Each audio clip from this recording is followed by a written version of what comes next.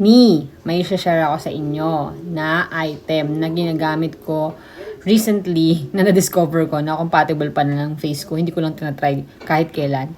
So since teenager ako hanggang nag-30s ako, sobrang hirap na hirap ako maghanap na makaka-compatible ng skin ko hanggang sa naging ganyan na yung mukha ko. Nagkaroon na siya ng mga mark na red, tapos meron na siyang mga konting marks.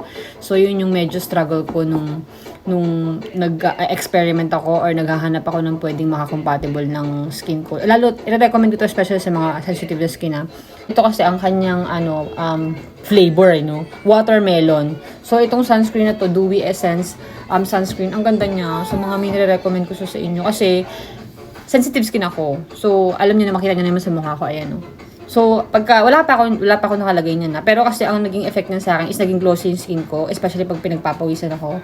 Tapos, naglighten yung yung face ko. Kumbaga parang tipong, pag lumalabas kasi tayo, di ba, laging naaapektuhan yung skin natin, parang namumula, nangingitim. Pero ito kasi, maganda. Tapos yung amoy niya, mabango. Tapos sobrang mild lang sa skin mo.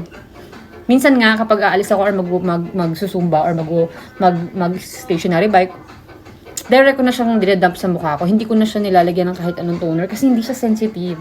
Hindi ako nagkaka-pimple ever since nung ginamit ko to. Tapos ang tipid niya kasi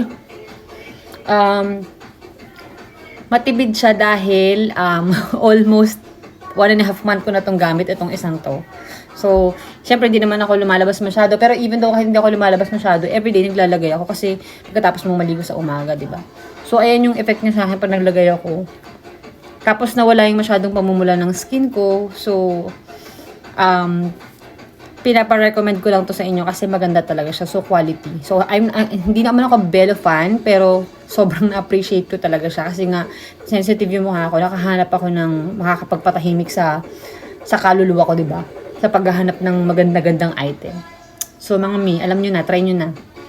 Sa mga sensitive skin dyan, highly recommend.